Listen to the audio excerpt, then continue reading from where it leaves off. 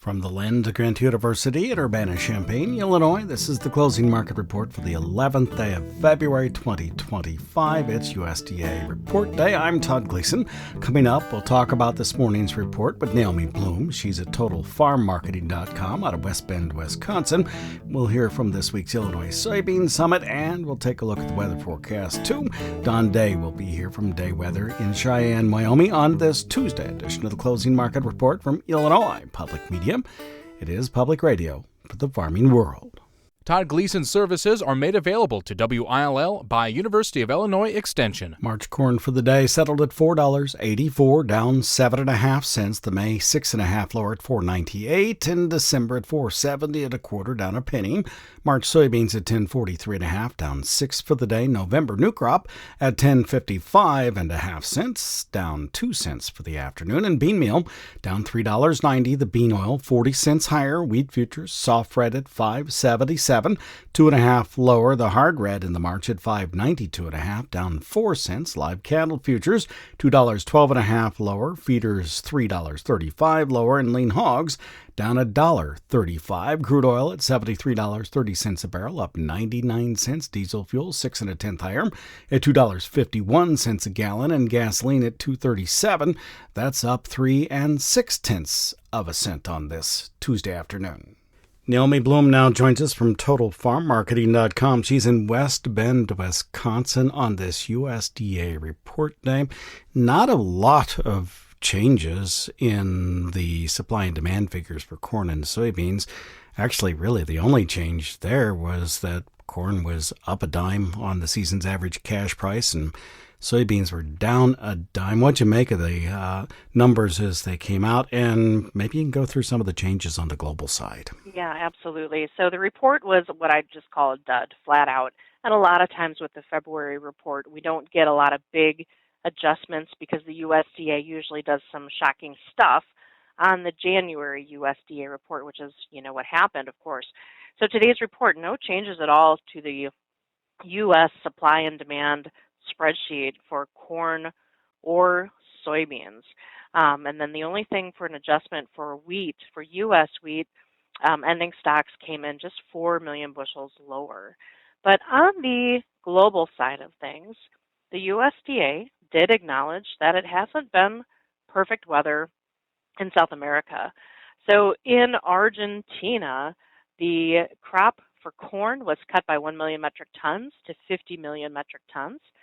And the soybean crop in Argentina was reduced by 3 million tons to 49 million tons.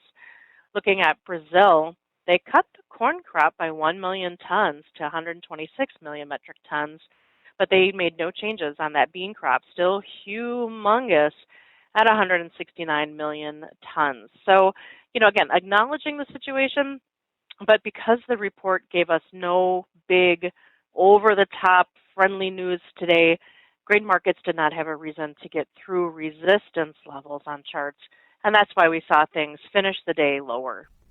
What are your expectations the rest of this week, and what are you talking to producers about as it relates to their crop insurance and how to understand what that means for this year as compared to previous years? Yeah, so looking for probably now, with this report being very neutral and benign, looking for corn market to trade maybe just sideways or a little lower.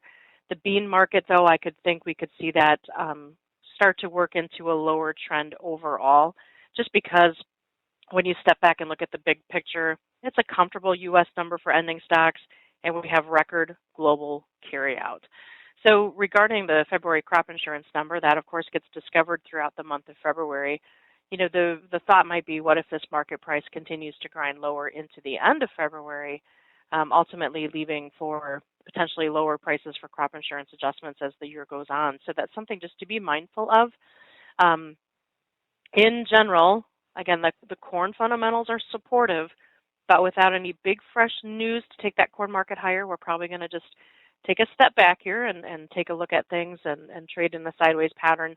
And with that bean market, that might be at risk of a bigger correction lower with that price maybe on the nearby March contract heading down to closer to about 10 and a quarter, and maybe that $10 price point as well. By corn fundamentals being supportive, you mean ethanol grind has been good and feed and residual numbers still look to be running along nicely? I think that is a major component of it.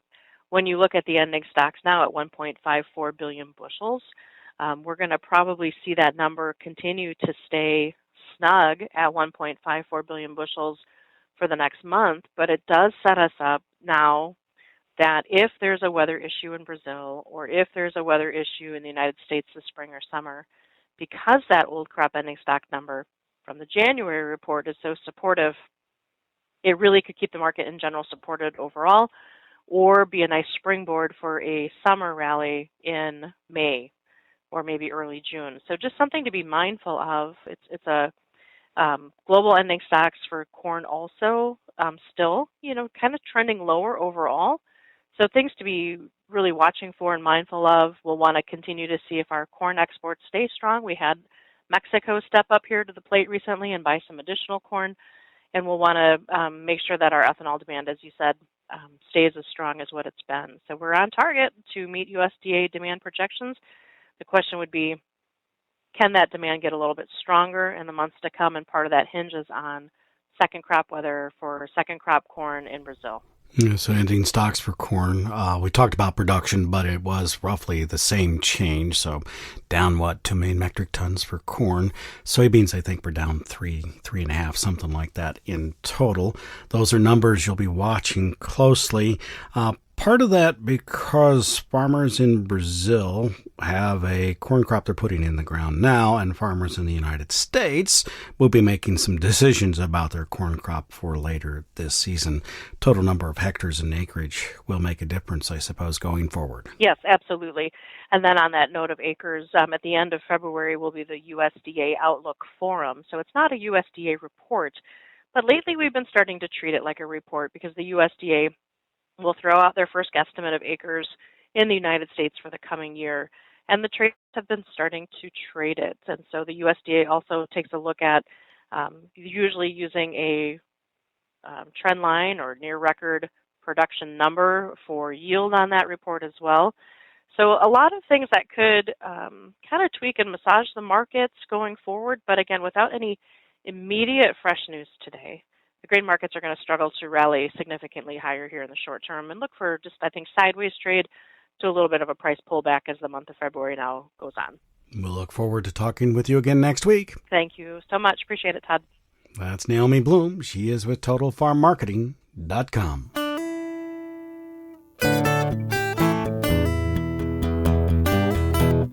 3 weeks from today, we'll be at the Beef House in Covington, Indiana. I sure hope you will join us, but you'll need a ticket. You can get that right now online at farmdocdaily.illinois.edu or on our home site at willag.org. That's willag.org. The cost is just $40. The day-long event agenda is right there for you to see at willag.org. That includes Joe Jansen from the FarmDoc team talking about the fundamentals of the marketplace, Joanna Calusi discussing South American production, Bruce Sherrick taking up the price of farmland, all ag economists from the University of Illinois, Ellen Dearden, Greg Johnson, and Danny Pfaff will highlight our soybean panel. We'll toast 4 decades of the closing market report over the noon hour with your Beef House lunch. Oh, you'll start that day, by the way, with a cinnamon roll and a coffee from the Beef House as well. And we'll have a book signing over the noon hour with Neil Dahlstrom. He's the author of Tractor Wars. That's the PBS documentary as well, which will be broadcast on WILL Channel 12 in the month of March. Make sure you buy your book and bring it with you for Neil to sign. Also there to sign books will be Scott Irwin, ag economist from the U of I, and Jonathan Koppas. The details about those books are online at willag.org or farmdocdaily.illinois.edu. Get your copies, bring them with you. Jonathan's books you can get at a 40% discount with a special code as well. Look for that again at willag.org in the afternoon. Guess what? Sue Martin will be with us. That's right, Sue Martin's flying in from Iowa for us, along with Brian Stark and Mike Zuzler. Winslow, who's coming all the way from Kansas to be on our corn panel. John Reed from the University of Illinois from the Center for Digital Agriculture will be there to talk about autonomous operations on your farm. They're coming, and they're coming soon. He'll take that up, and then we'll put the whole of the farmdoc team, or a lot of them, up as we close out the day for a wide-ranging panel discussion. I've done this only once in the past. It is both fun, funny, and very serious. You will want to be there for the whole of the event. The cost is just $40 a person. Sign up right now at willag.org. Now, up next, over the first 2 business days of this week, the Illinois Soybean Association has hosted its annual Soybean Summit right here on the Urbana-Champaign campus of the U of I. I've dropped in and out of that conference a couple of times and was there this morning as the association, along with representatives of USEC, that's the United Soybean Export Council, took up the near and long-term potentials. It focused on places like Colombia, Egypt, and India, and mostly in terms of soybean meal rather than whole soybean exports. I had some questions about that, particularly as it related to transportation, competition from synthetic amino acids. Bean meal is an amino acid source, and why USEC and the Illinois Soybean Association believes U.S.-sourced soybean meal has an advantage on the world marketplace. I talked with Todd, Director of Market Development at the Illinois Soybean Association. So I had some questions this morning here at the Soybean Summit about some of the information being presented, just because I wondered as USEC, the United Soybean Export Council, was thinking about how those exports would be developed over the years. They were focusing a great deal on soybean meal. It's something that we need some transportation issues with, but more importantly, that there not only is competition from other parts of the world with soybean that's produced in Brazil, Argentina, other places, China as well, but also that there is a synthetic version of the amino acids that come along with the bean meal, which is really the building blocks of why soybean meal is used in aquaculture, poultry production, pork production, livestock feed in general. And I'm first, you mentioned that U.S. soybean has advantages. This was not something I was really quite aware of. Can you talk about that to begin with as it's related to amino acids?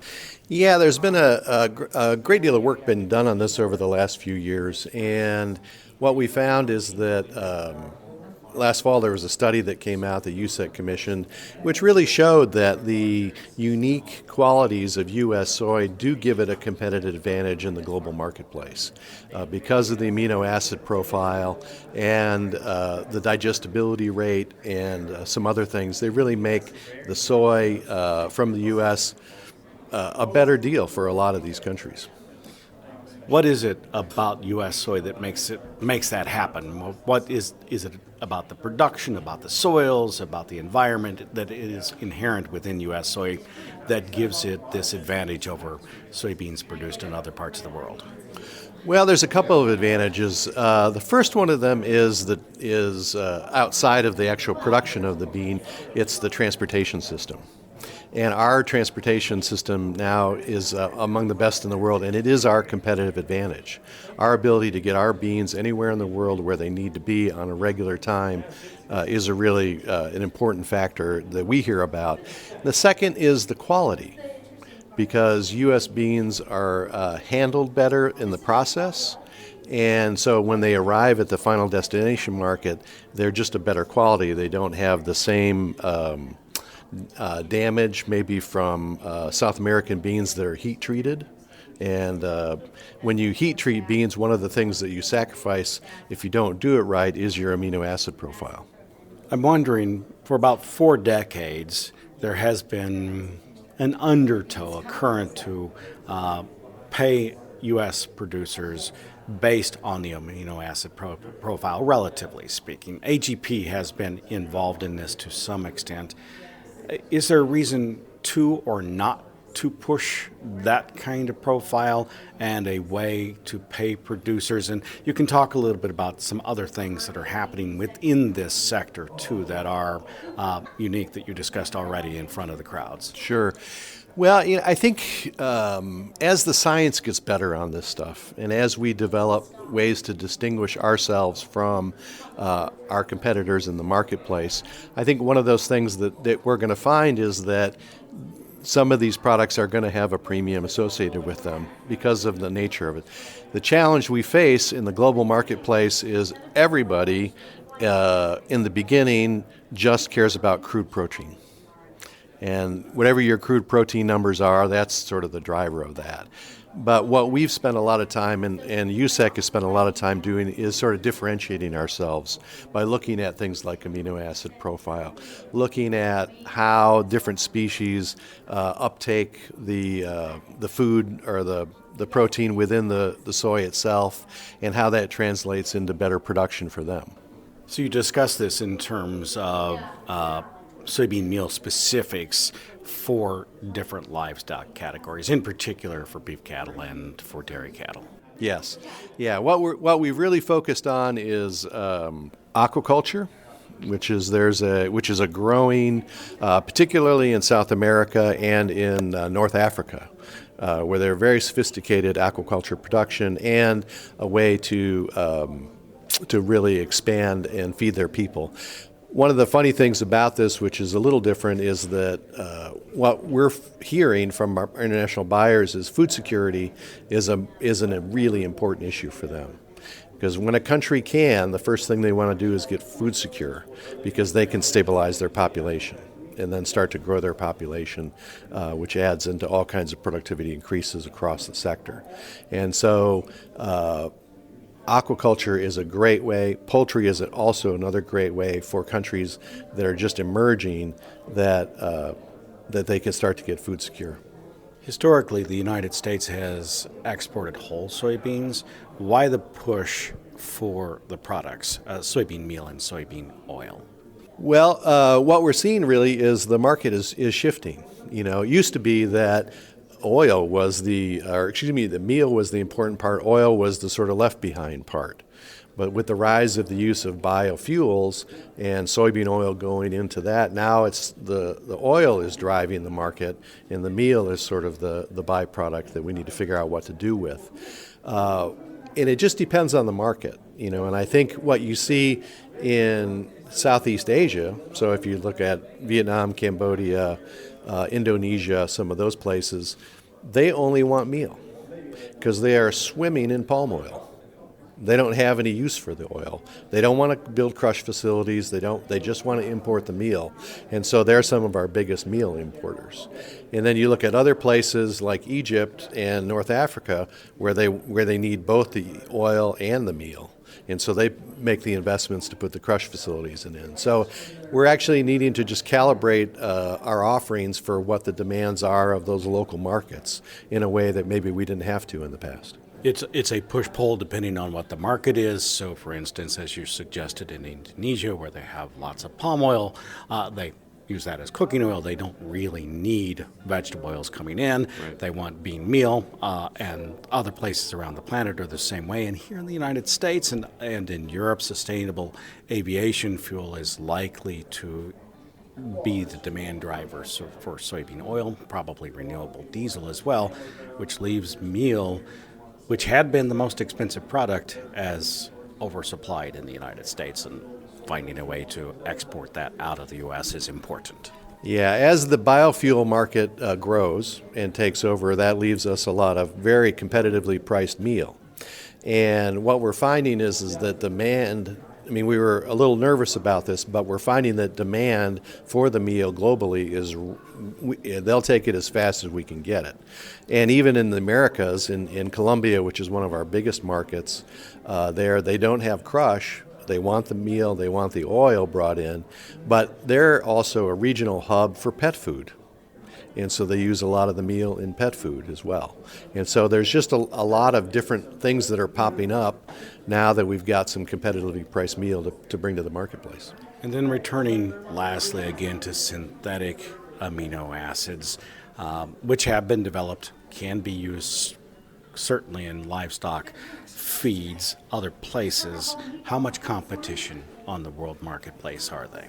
Well, I think they're always going to have a place. And what our strategy is that we want to really move into understanding the science behind what is the optimal amino acid profile for the species that we're raising, and how do we then set the inclusion rates to optimize that for what's biologically possible. And I think that's a real area of competitive advantage, because we've got the hard science abilities here in the U.S. to really use that as a differentiator, and then come in and be able to work with the feed millers there who maybe don't have that same background but can understand it. Thank you very much.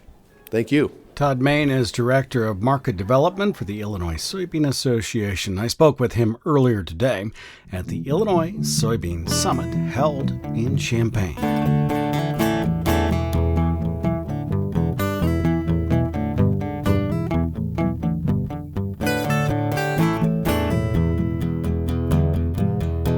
Don Day from Day Weather in Cheyenne, Wyoming, now joins us to take a look at the weather forecast. Hi, Don. Thanks for being with us. Cold air has come into the United States. Can you tell me about the forecast for the next 5 to 10 days, please? Sure. Get used to the cold, especially if you're north of, let's say, the interstates of 70 and 80, even along and north of Interstate 40 across the southern U.S. We have another big push of Arctic air, and unlike the one that we had in January, which was impressive, this one is more draped west to east across the northern tier of the U.S., and it's going to have some staying power. And along the Arctic boundary, we're going to see a wide swath of snow that'll go west to east from the Rockies through the plains, to the Great Lakes, and into the northeastern United States. And it looks like for the second half of February, more often than not, it's going to be colder than average for a lot of the nation. So this first system will sweep through, it already is, our part of the world and through tomorrow. But it's just the beginning of a series of systems, I take it? Yeah, what'll happen when you get these Arctic outbreaks is you'll get little waves coming off the Pacific coast that will ride the boundary of the Arctic air to the north and the warmer air that's in the Gulf region. And this will cause little systems to migrate along that boundary, occasionally bringing snow chances about every 2 to 3 days. So this is a pattern that's going to do this for the next week and a half or so. Will it bring enough snow that it will cause problems? It certainly will. And with temperatures as cold as they are, that's going to lead to, you always get that boundary where you get rain, then freezing rain, then sleet and snow. And so that'll be some icy conditions along that boundary. But as you look at the northern half of Illinois, Indiana, a good part of Iowa, Nebraska, southern parts of Wisconsin and Minnesota, and into the Great Lakes region, the snow's going to add up over the next 7 to 10 days, and it's going to be sticking around for a while. Thank you very much. We'll talk with you again next week. Sounds good. Don Day is with Day Weather in Cheyenne, Wyoming. Joined us on this Tuesday edition of the Closing Market Report that came to you from Illinois Public Medium. Find us online. Get yourself registered for the All Day Ag Outlook today at willag.org. I'm Todd Gleason.